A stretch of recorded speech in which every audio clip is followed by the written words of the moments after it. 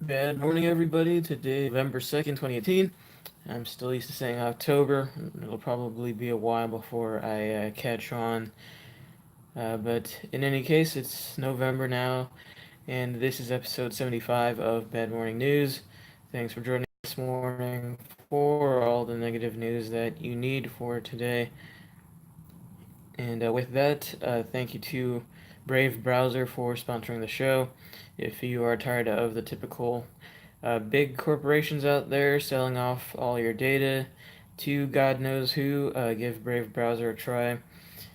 If you download their browser via the link in the description box for this video, it benefits the show, so thank you to anyone considering doing that.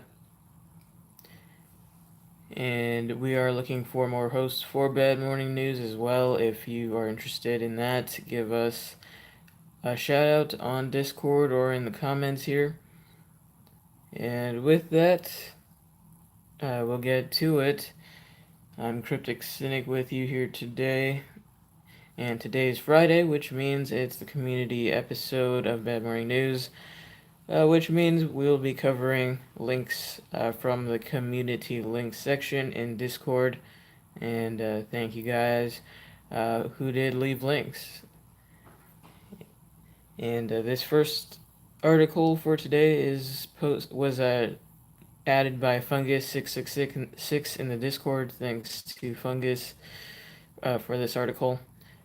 This is from thestreet.com by Ann Stanley. Report: Trump says Fed is biggest threat to the economy. President Trump said in an interview published Tuesday that the Fed is the biggest risk to the economy because it's raising interest rates too fast, and that maybe he regrets nominating Federal Reserve Chairman Jerome Powell. In a story in the online edition of the Wall Street Journal, Trump was quoted as saying Powell almost looks like he's happy raising interest rates. The Journal reported that in an interview with the Oval Office, Trump also talked about the possibility of a second round of tax cuts, his former attorney Michael Cohen tariffs, and the death of Saudi journalist Jamal Khashoggi. The report said that in response to an open-ended question about what he viewed as the biggest risks to the economy, Trump replied, "The Fed."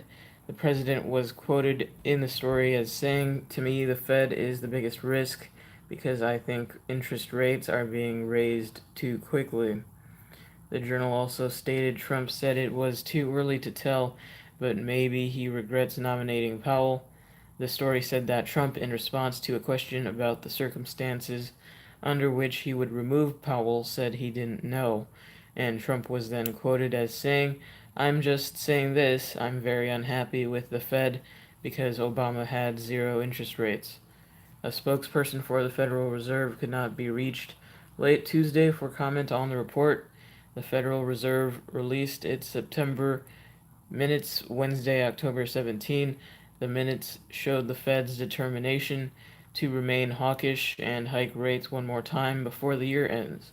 From Real Money, read Jim Cramer, the Fed will blink, but the China situation continues to escalate. And that's the end of that article. Um, yeah, so it seems Trump is somewhat skeptical of his choice for the Federal Reserve now, and I think there's good reason to be. Of course, ideally, those of us who understand how economics works would hope for the end of the Fed, but since that's quite unlikely at this point, people would at least hope for somebody who doesn't keep artificially raising interest rates and creating the endless boom bust cycle that constantly happens in the U.S. because of the Federal Reserve.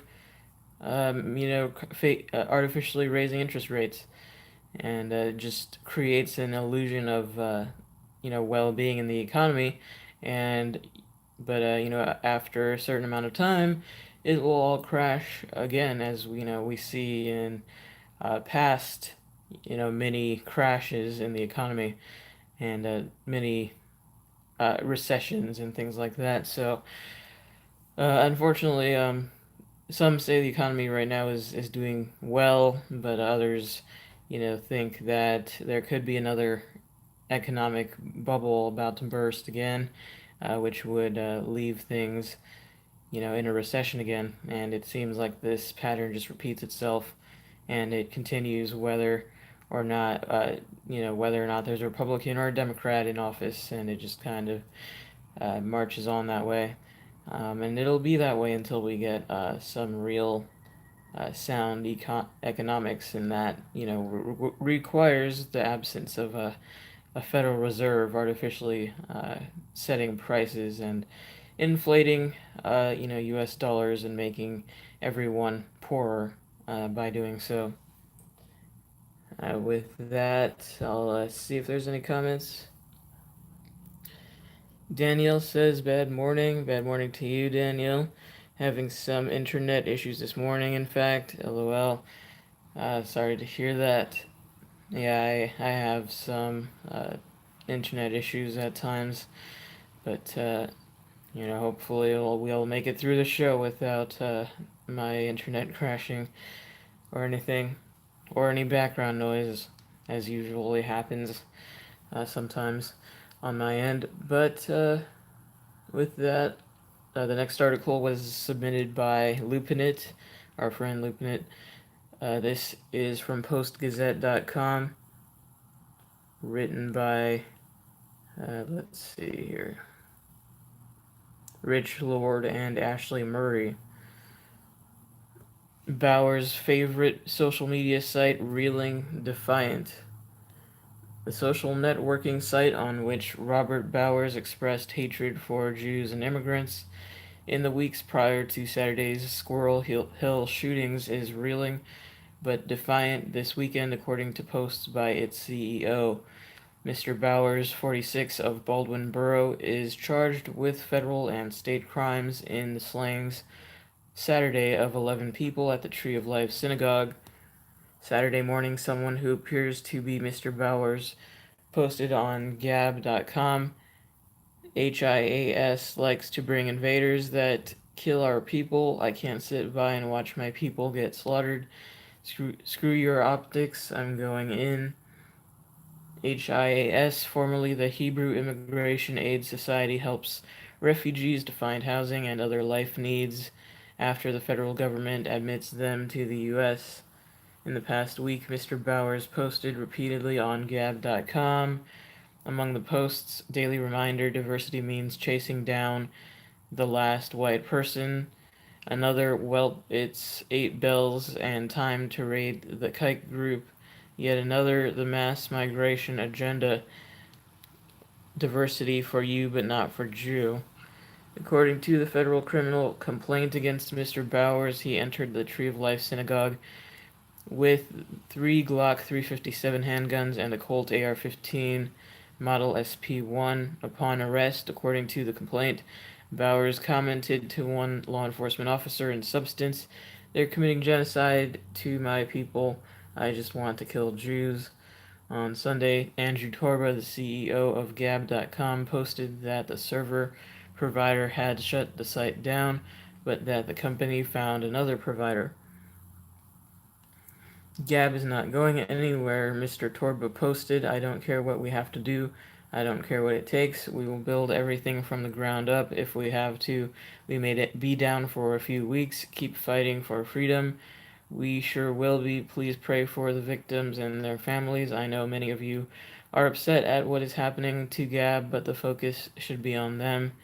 Extremism is no longer that you're in a basement meeting and everyone has a membership card and everybody knows who the leaders are, said Keegan Hanks, a senior research analyst with the Southern Poverty Law Center, which tracks the activities of extremists. Gab.com hosts leaders of this movement who identify as such, and their followers know to find them there. Mr. Hanks said, "This is one of the only places these people can go and say whatever they want, no matter how despicable." And while the leaders can be monitored, his center had not stumbled upon Mr. Bowers prior to Saturday. Increasingly, he said, we don't know these people before something terrible happens. Mr. Torba describes himself on his site as Patriot, CEO of Gab. I'm fighting for a better internet that puts people first and promotes free speech for all. 3 months ago, he posted free speech means you can offend, criticize, and make memes about any race, religion, ethnicity, or sexual orientation. Sick and tired of the double standards for acceptable speech and protected classes on both the left and the right. Free speech for all, about all. Saturday night, in the wake of news of Mr. Bauer's post on Gab.com, Mr. Torba posted, we have probably the most traffic we've ever had. Gab is doubling down on free speech and individual liberty. As Gab.com dealt with the traffic and server issues, though his tone turned panicked. Please pray for us, our families, our friends, and our community are all under attack. He posted, God is on our side. Never forget that. God is on Gab. Pray. Gab was banned from using or referencing PayPal and was ditched by payment processing firm Stripe. According to the posts, Joyent, a subsidiary of Samsung that had some relationship with Gab.com, canceled that relationship Saturday, according to postings on Gab.com. A PayPal spokesman confirmed that the internet payment giant was no longer doing business with Gab.com. PayPal has been closely monitoring Gab and was in the process of canceling the site's account. Before the tragic events occurred, spokesman Justin Higgs wrote in response to questions, the company is diligent in performing reviews and taking account actions when a site is allowing the perpetuation of hate, violence, or discriminatory intolerance. We take immediate and decisive action. Joyent and Stripe did not immediately respond to requests for comment, nor did Gab's legal team or Mr. Torba. Sunday morning, Mr. Torba appeared to be appealing to President Donald Trump for some support. Where is President Trump at? Mr. Torba posted, I voted for President Trump. I helped him get elected. Can we get one tweet defending Gab.com? Our work with law enforcement to bring a terrorist to justice, and our defense of free speech online for all people, is that too much to ask? Sites like Twitter and Facebook have curbed extremist speech on their platforms. Others, like 4chan, feature anonymous posts, and Reddit has havens for people all over the political spectrum. Mainstream fringe sites like 4chan and parts of Reddit get most of the attention, and sites like Gab fly under the radar outside of these communities because, frankly, they're these isolated islands that don't connect to the reality-based internet, said Brandon Suminski, an assistant professor at Baldwin Wallace University who teaches media literacy and has published research on misinformation and social media. Technology has fragmented the media landscape so that it's virtually impossible to get the kind of broad audience that news outlets coveted in times past. He said social media's business model relies not on breadth, but on intensity of engagement. Even if the site owners don't want to perpetuate hate like Gab did, they're willing to look the other way to make money, he said. Gab champions free speech, which most people support, Mr. Suminski said, but social media sites aren't subject to the First Amendment's bar on governmental suppression of speech. They very much have the ability to censor content. He said the question is whether they do it. When they don't, then viewpoints that would have been tempered by face-to-face social norms can find a community that they can't get elsewhere. Online, it amplifies and reinforces and leads to things like Saturday's shootings. Gab.com's history, its David and Goliath self-image, and its struggles with big tech are outlined in a lawsuit it filed in September 2017, in which it alleged that Google was using monopoly power to crush a small competitor.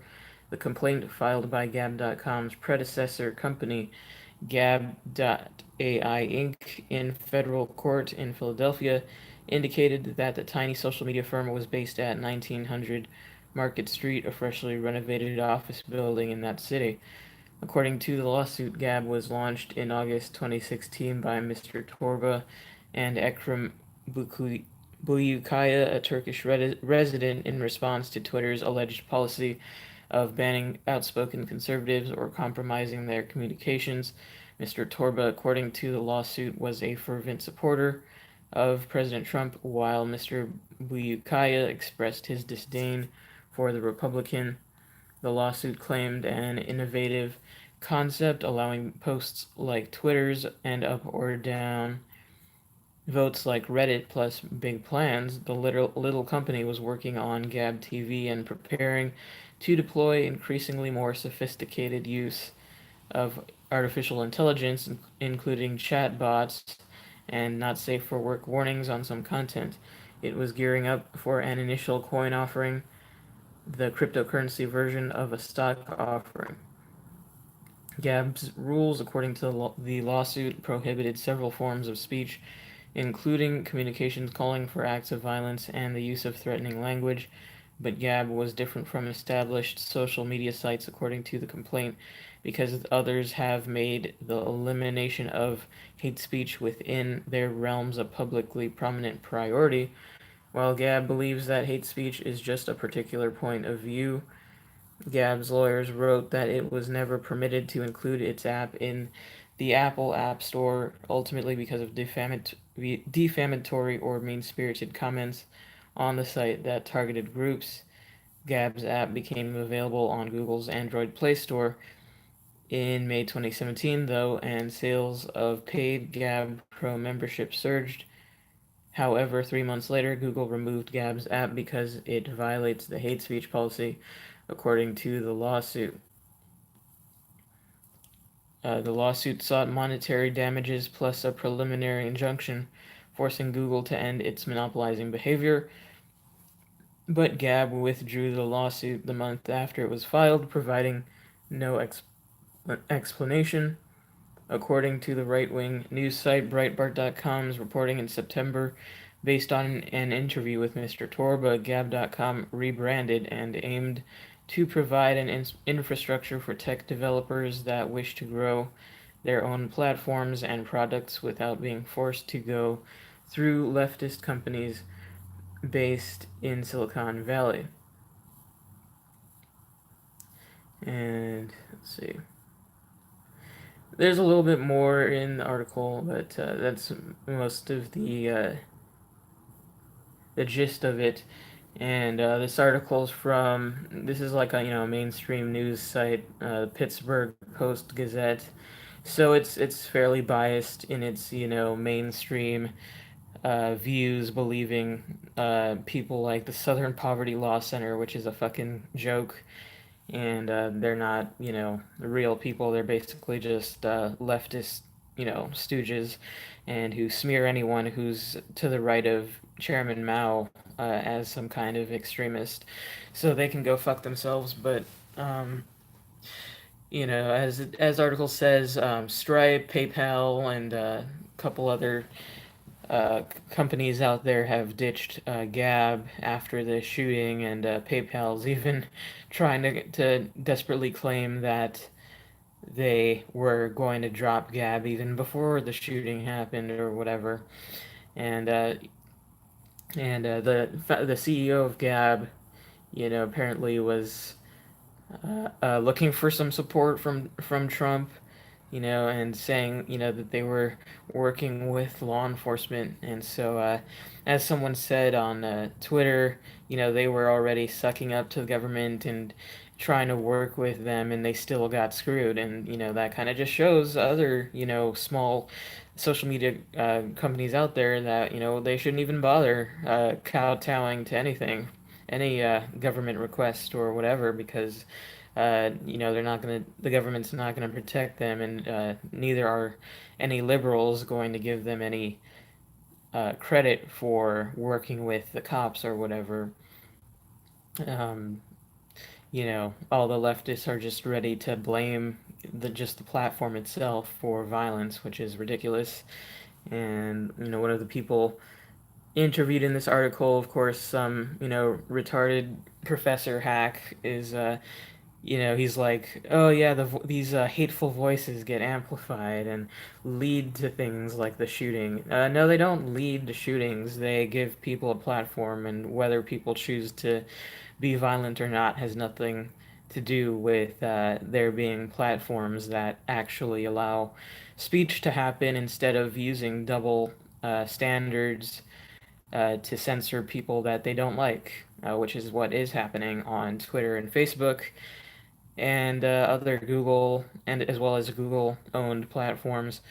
I don't agree with the CEO on a lot of things. I'm sure I'm personally not a fan of probably a lot of the type of people who have gone to Gab. But they have the right to say what they want, and if someone is there to provide them a platform, that's a good thing. You know, um, people, words don't hurt as much as liberals would like us to believe that nowadays. Having hateful speech or whatever is not violence. It's not responsible for making people commit violence. It's just speech. So, I'm just really tired of all the crying and complaining about hate speech and whatever. Just get over it already. I mean, all these people trying to spin it as though because there was this platform, Gab, that it gave these extremists or whatever a place to talk and that empowered them to commit violence. That's fucking bullshit. People are going to commit violence if they want to commit violence. They don't need to have a chat room or whatever or social media to do that. Um, you know, it's it's just ridiculous to see a lot of these people, a lot of these mainstream sites spin them as like a scary boogeyman just for being in existence. It's like it's not enough that we have the major megacorps out there like Twitter and Facebook going around and forcing people that they don't like off their platform, but now for mainstream media to pretty much try and push the idea that it's a good thing, and all these scary little companies that pop up are just there to promote hate and sponsor hate. It's like, go fuck yourself. It's like it's not enough for already the main corps out there who do monopolize the market.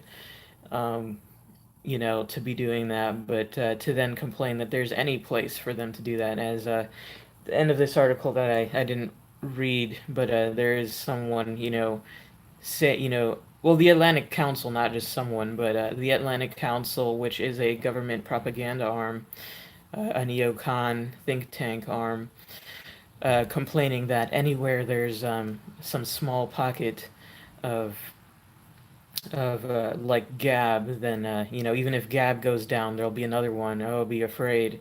It's like, go fuck yourself. It's if you don't like it, then don't fucking join Gab. It's why is that so fucking difficult now? I don't understand. Um, so yeah, all these hacks just going about their day as usual, being hacks, and I mean, yeah, I mean, there's just no hope really for people who just can't take personal responsibility and can't distinguish between speech and violence. And I mean, if you want to go down the road of like claiming something is leading to something, I mean, you'd have to dismantle everything that's in our society now.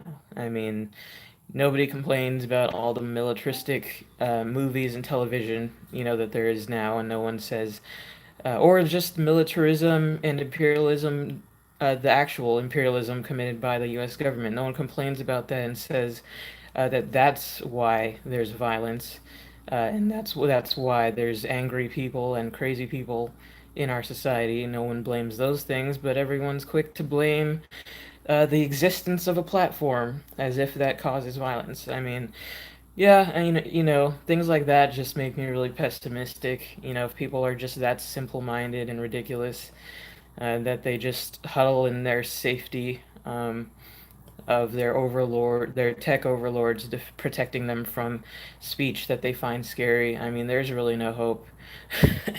I don't know. I'm in a really pessimistic mood this morning, I guess. Let me check out some comments here.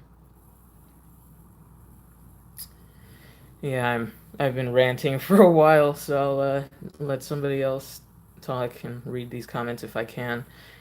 Let's see here. All right. I don't know why the comments are being so fucked up. Let's see. Right. Why are the comments out of order? Fucking YouTube. Jesus. All right. Okay, Danielle says, I think I have it under control now, but missed the first article. I went on Gab, but it was way too whacked for me with all the neo-Nazi stuff there, so I left almost immediately. Not my gig. Yeah, I agree. I mean, I haven't been on Gab, but I've heard that it's mostly those types of people, and so I didn't join, you know? I mean, it's that simple, you know? It's not difficult. Um, as you said, Danielle. Devin Palladino says, hi. Hi, Devin, good to see you. Devin says, I don't like Gab. Gab is also homophobic. But hey, they're able to say that. I simply won't go there anymore. Yeah, I agree. Yeah, it's the same thing as I just said. I mean, you know, I'm one of those types. I wouldn't enjoy being there, but, you know, I don't have to join. And Devin says, at Danielle, I didn't like the neo-Nazi stuff there too. Max, good to see you, Max. Max says, words may hurt, but they don't harm. Exactly, especially not over the internet.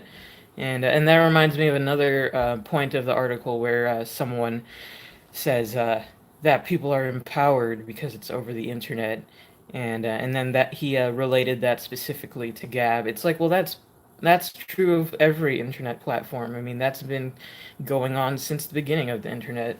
You know, it's not to try and make it seem like it's just happening now that there's new alternatives to Twitter and Facebook coming up. To claim that that's only happening now is just bullshit. So. Uh, Devin says, "Did you say mega corpse? LOL." I should. That would be a good description of Facebook and Twitter, because I don't think people are liking their policies now, and they may as well be a zombie. Devin says, "Mega corpse is the other word for Megadeth. That's where the band Megadeth got its name. LOL." That's interesting. I didn't know that. And Devin says, "And MeWe.com. Yeah, I've heard a lot about MeWe. I haven't tried it yet, but I probably will soon." And Danielle says it was obvious that we were censoring with grand abandon. Screw that. I don't support that sort of communism either. Devin says, words are like bullets. That little guy on South Park. Oh, yeah. And Danielle says they are still in diapers. Cryptic. It would seem so. It would seem so. Um, see, Devin says, uh, I don't know why the comments are out of order. Devin says, yeah, sorry if I'm reading them out of order, but they're appearing out of order on my screen. Devin says, exactly, simply don't join Gab, them and their Pepe bootleg mascot. I don't even understand the Pepe thing really, but, you know, I don't understand any of the mainstream politics stuff nowadays. And Max says, moral busybodies. Yeah, that seems to be true. Danielle says, hi Devin, it's just speech, but if I don't like it, I just leave. It isn't hard to do. Did that with Twitter for other more important reasons. Devin says, exactly, Danielle. I stopped going on to Twitter. I abandoned my account. And Devin says, what do you think of Minds.com? I also haven't personally tried it. I've seen a couple good articles going over a couple good articles and videos going over some of the alternatives, including Minds and MeWe. I'll try to find those. If I can find those, I'll um, link them in the Discord. I'm not sure if you're in the Discord or not. If not, let me know and I'll put it in the description in the video or somewhere if you want to see that. But yeah, I'm personally definitely going to be checking out some of those new alternatives soon. It's yeah, because I've definitely pulled back from Twitter was like the only one I have. I tried Facebook one time for about a week, and then I felt like I was losing my mind because it was so ridiculous, and I tried to delete the account apparently, but apparently it's not possible to totally scrub your account from Facebook. They still retain some of the info, whatever info you put in to their site. So it's just creepy that way. But yeah, I definitely, have never been into Facebook and whatnot. And I'd like to move away from YouTube if possible, but unfortunately, it's difficult out there for for streaming video right now. Hopefully, that changes as well. And with that, I'll move on to another article here. Max says silencing speech, pushing undesirables underground is more likely to provoke violence, in my opinion. Yeah, exactly. I mean, all these people complaining that there is a platform for, so-called extremists. I don't understand what they think would be better, just arbitrarily depriving them of any communication source. That seems like that would just make them more angry and more likely to commit violence against whoever. So. Yeah, the solution to speech you don't like is more speech. It's not censorship. And that should be obvious, but unfortunately it is not these days. All right, this next article is from sarah8carter.com, submitted by Danielle. Thank you for submitting this. And this is by Sarah Carter.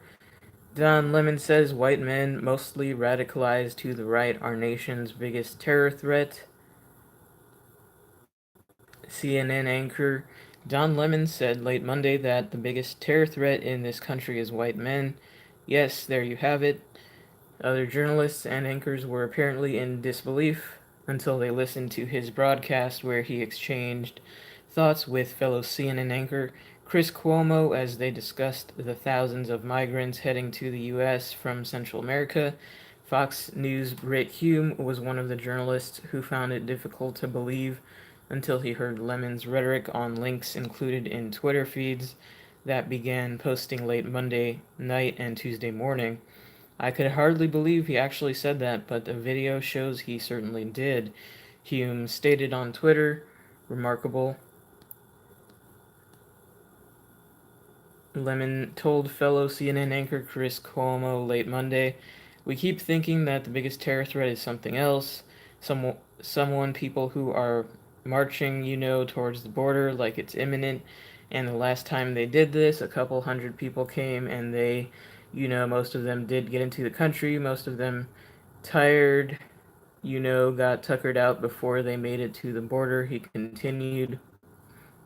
So we have to stop demonizing people and realize the biggest terror threat in this country is white men, most of them radicalized to the right, and we have to start doing something about them, said Lemon. There is no travel ban on them. There is no ban on, there's no white guy ban. Sarah8carter.com reported yesterday that the migrant caravan is indeed linked to dangerous people, according to Mexican authorities, are carrying gasoline bombs and firearms. With them, the same caravan was involved in a violent clash with Mexican and Guatemalan authorities, pelting rocks, firecrackers, and glass bottles at police. And that's the end of that article. Yeah, I heard about that the other day, the whole Don Lemon thing, and yeah, it's just more divide and conquer politics, I think. I read, in another article that Don Lemon is actually dating somebody who's white, so I feel like he may not even be believing the things he's saying on air. For all I know, he could be just playing some kind of character. I think there are people out there who benefit from this agenda being pushed in the mainstream media from both sides. You have like the Fox News right wing side, and then you have CNN and the others pretty much taking up the left wing side. So, it's just this game that never ends, just, back and forth, like, oh, it's actually, white guys are a threat. No, it's the, caravan that's a threat. And it's all just there to stir up fear and mistrust, I think, among everyone. And that would make sense given that we're, approaching another election that's being touted as the most important one in our lifetimes. Yet somehow we seem to hear that every single time.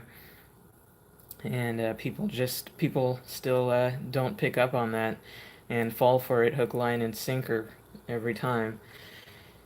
Yeah, I mean, yeah, these media corporations now are just pretty much just agitation propaganda, if nothing else. Just there to stir up emotions and drive people further into the arms of the police state, surveillance state, whatnot, in the name of protecting ourselves. The government's always willing and waiting there for people to come to them demanding, more of their rights to be stripped away and in the name of, safety or security.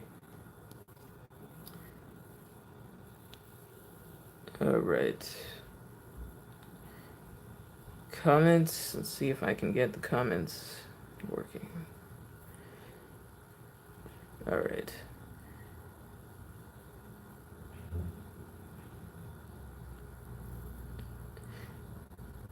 Danielle says, oh wait, no, I read that. Sorry. Okay, Devin says Chris Cuomo is related to Governor Andrew Cuomo. Yeah, they're brothers. Um, yeah, and I think their father was also a governor of New York, I believe.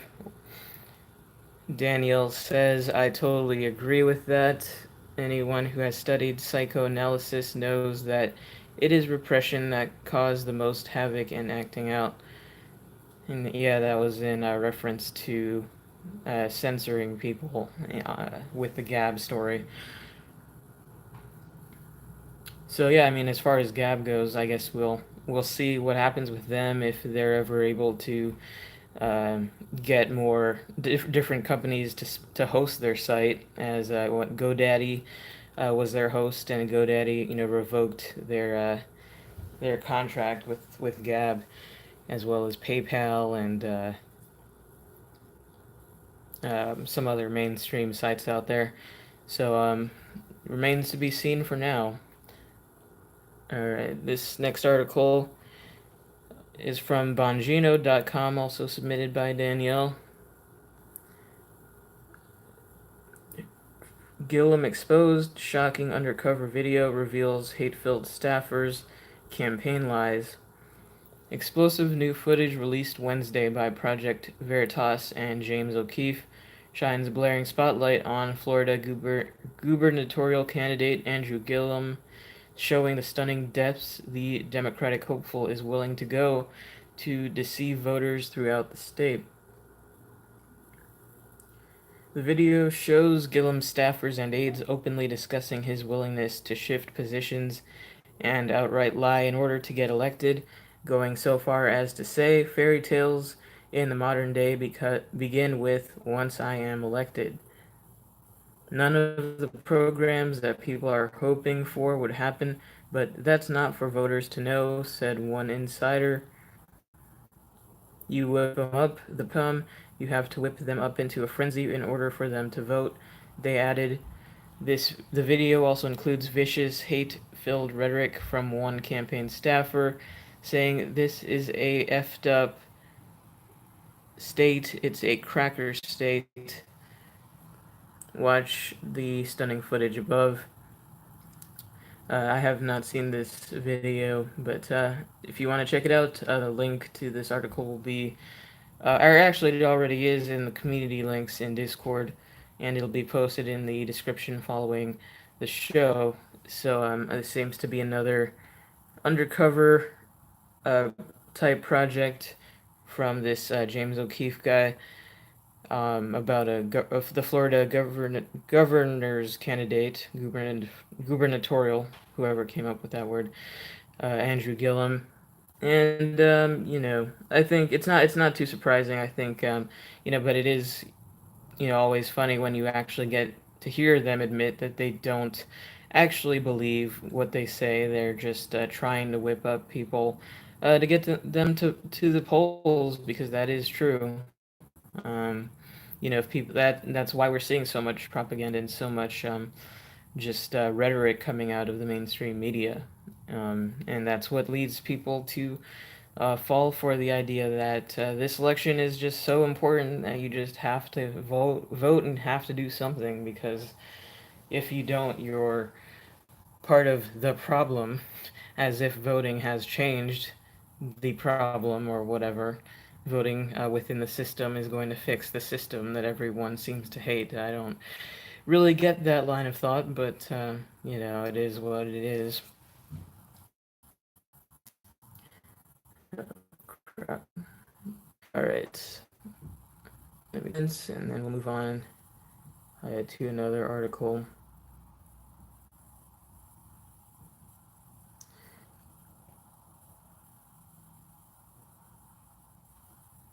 Okay, this next article is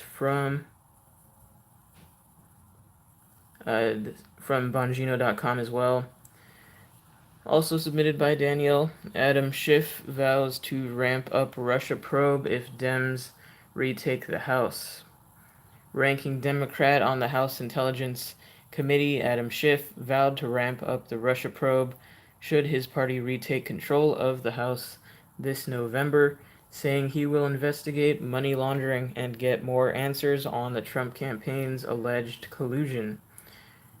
Schiff was speaking with CNN's Wolf Blitzer when he was asked if he would ratchet up the investigation if he becomes the chair of the Intelligence Committee after the 2018 midterm elections. The question, though, that I don't know whether Mueller has been able to answer because I don't know whether he's been given the license to look into it. Were the Russians laundering money through the Trump organization, he asked. And that will be a very high priority to get an answer to, for the reason that if they were doing this, it's not only a crime, but it's something provable, he added. We will be able to get answers the Republicans were unwilling to pursue, records that the Republicans wouldn't ask for. And that's the end of that article. So I guess that's what we have to look forward to if the Democrats retake the House. They'll just keep beating a dead horse in the form of Russian collusion, which, again, how does this become the most prominent issue?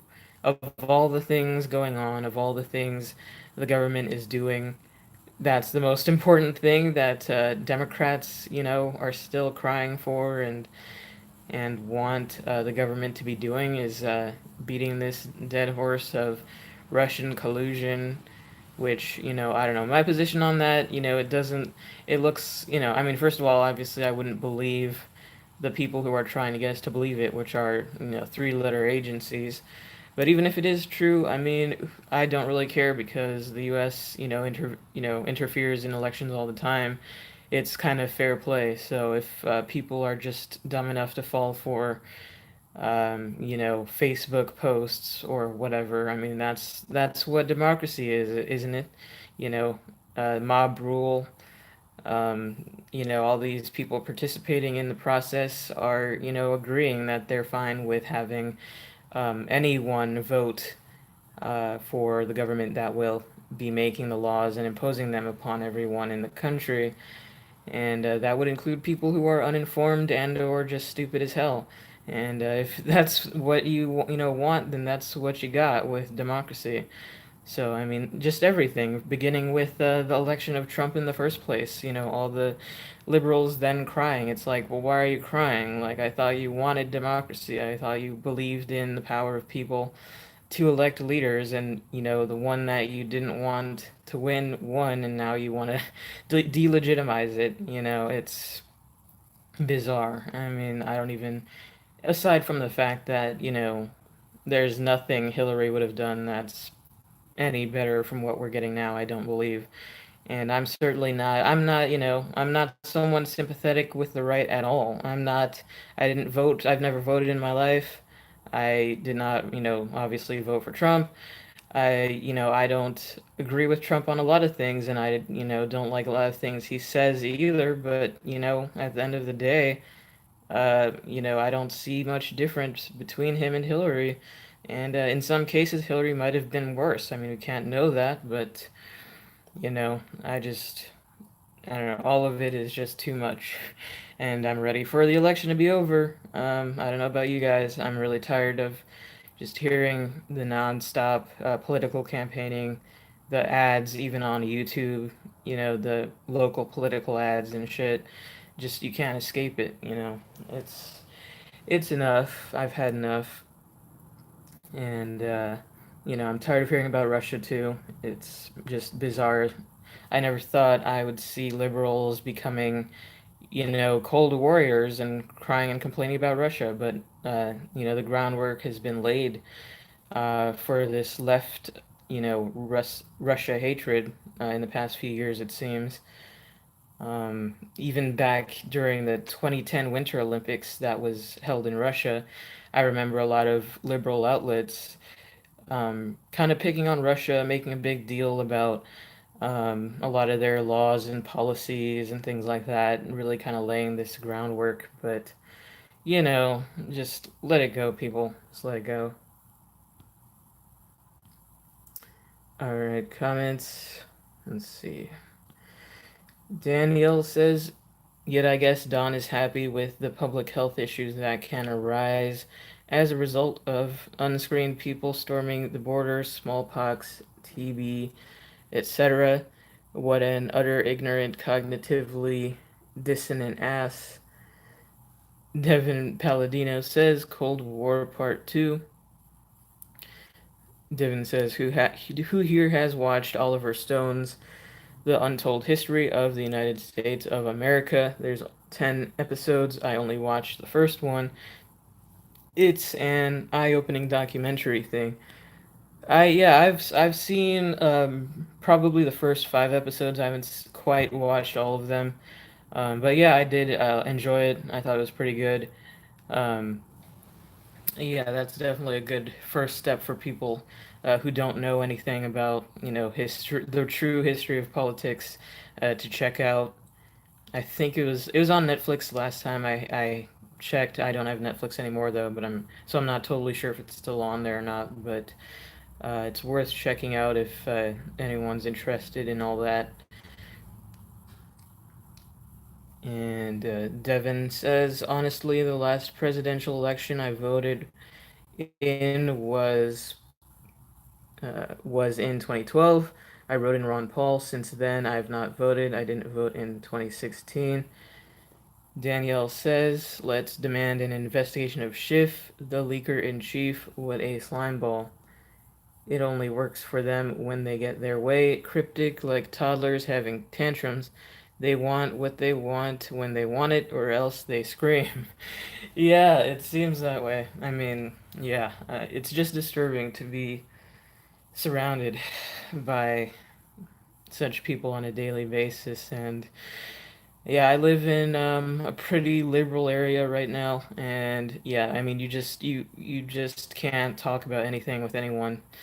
Um, they're so used to living within their own bubble, they feel shocked if anyone has any different opinion from them, and they're allowed to cry and complain in public about Trump, but if anyone were to bring up Trump in public, they would probably say they're triggered and that you know shouldn't dare agree with anything he says, or say anything about him that's not, that he's literally Hitler or whatever.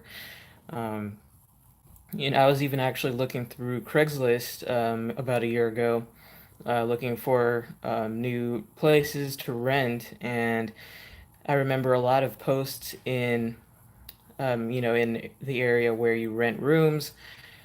A lot of people actually went out of their way to say they don't want Trump supporters to live with them. They would say in their posts, I'm open-minded and tolerant, but no Trump supporters need apply. Really? Is that so? That's just bizarre. I don't. Yeah, I mean, that's what I'm saying. It's just this hypocrisy. Like, I'm sure they would, openly talk about their hatred for Trump, but if they had someone living with them who dared voice a different opinion, that would, greatly upset them, and they apparently can't even handle someone, with a different opinion living with them, lest they not believe Trump is literally Hitler. And as I said, I'm not a Trump supporter by any means, but I just find that really hypocritical, and I don't appreciate hypocrisy in anyone. And it is very childish, as Danielle said. All right, we got an article. Actually, I wanted to check out. Let's see.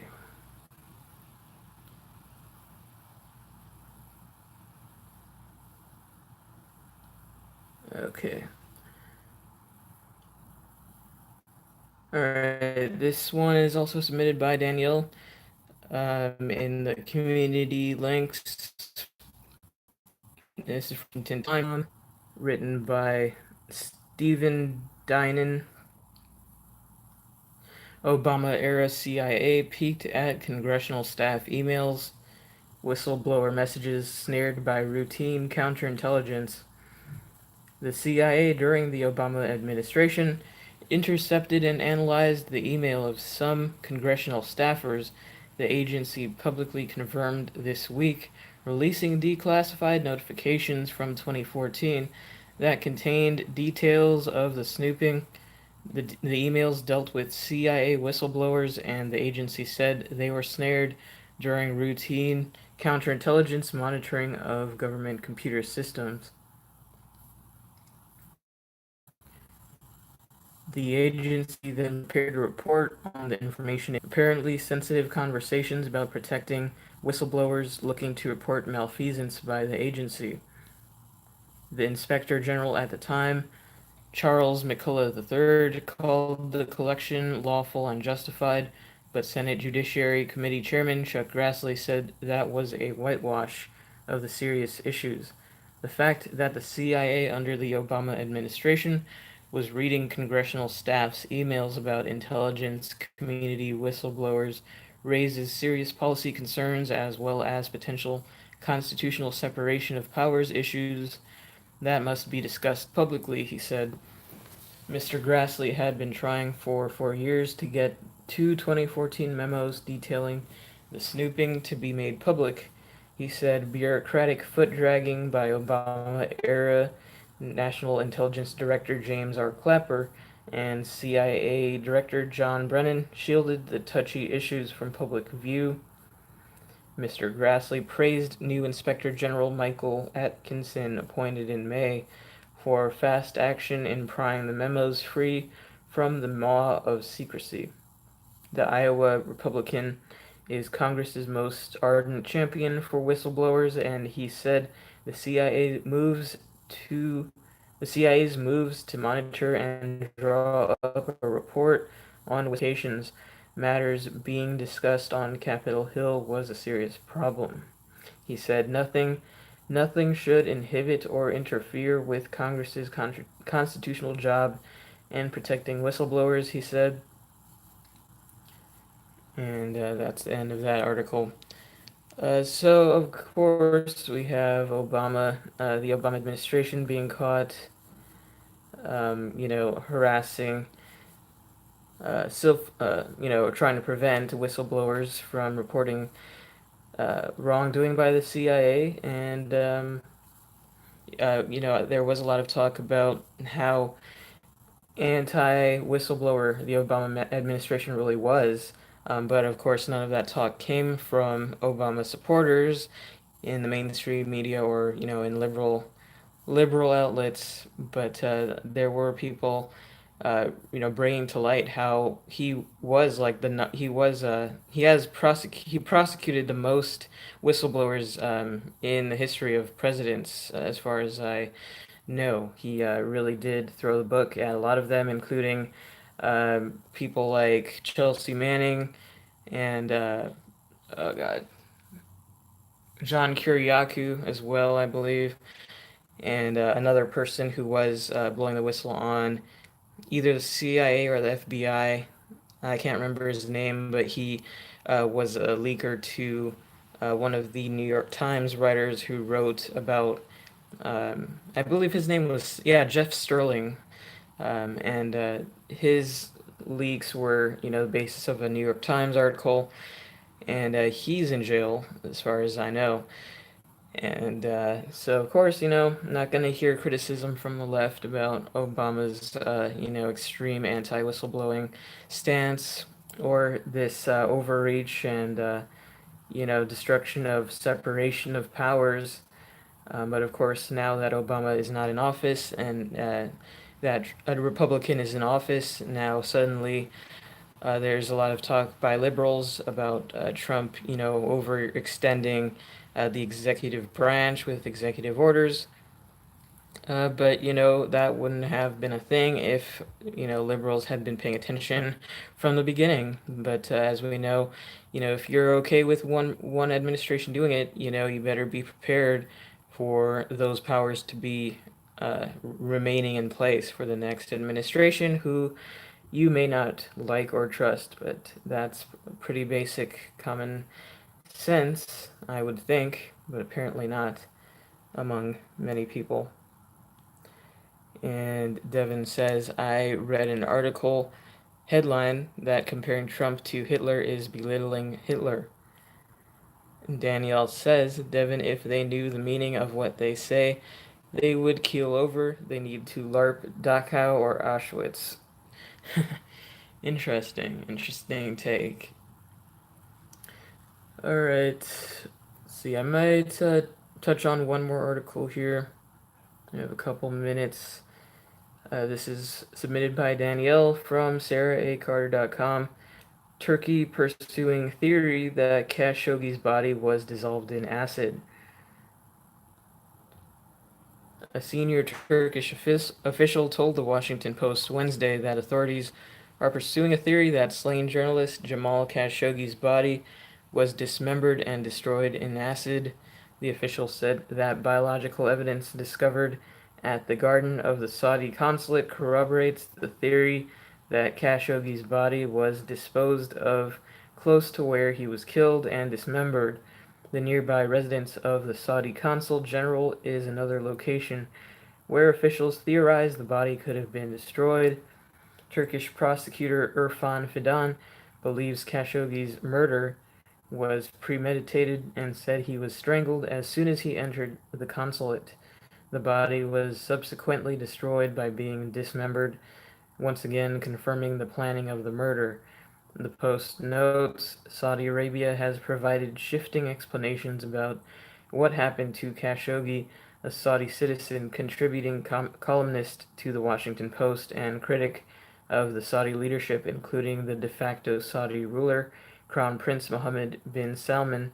For more than 2 weeks, Saudi authorities repeatedly denied any knowledge of Khashoggi's whereabouts, then abruptly changed their account, blaming the killing on agents acting outside the Saudi government's authority.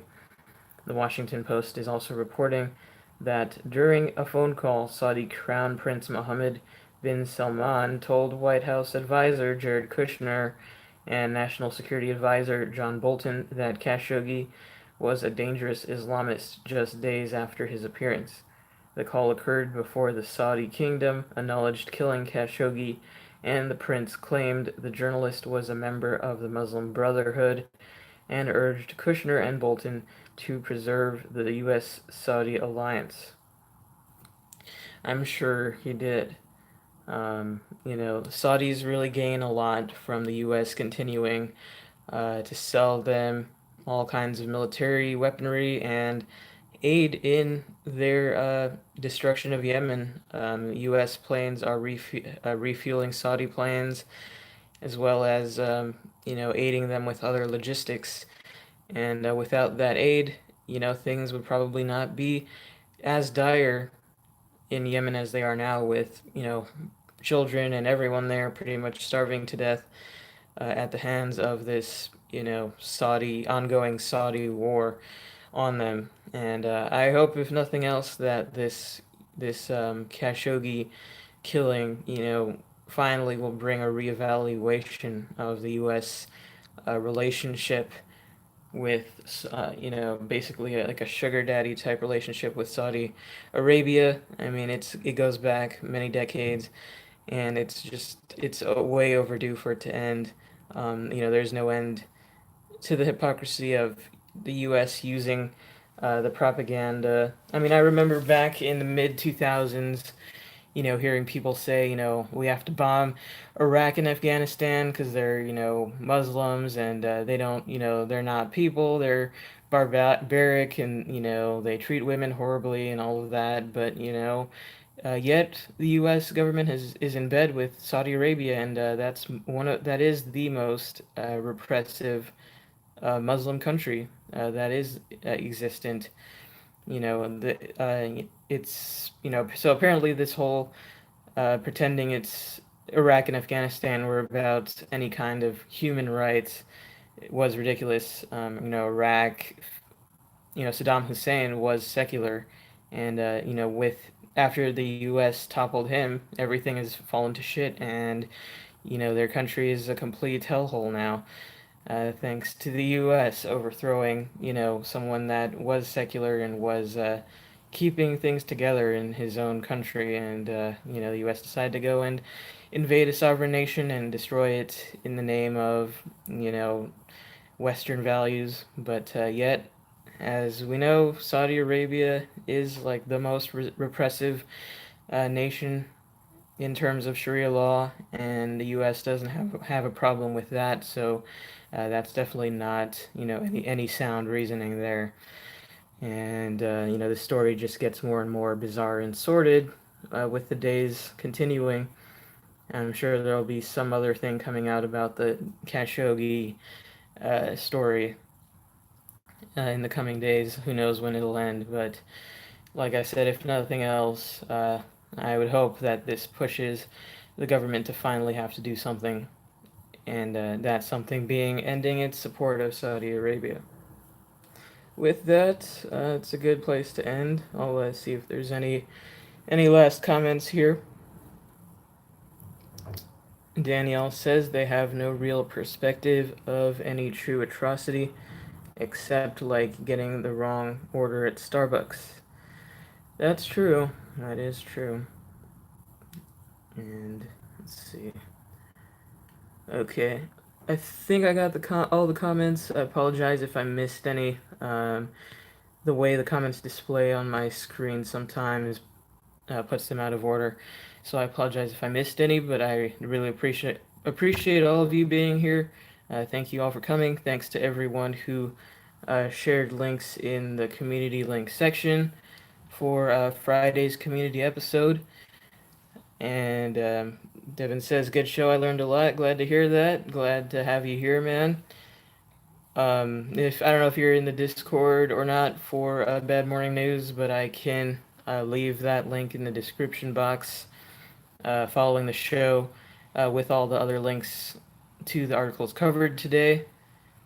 And Devin says, I always learn something when I listen to this. Thank you, man. Really appreciate it. And this has been episode 75 of Bad Morning News.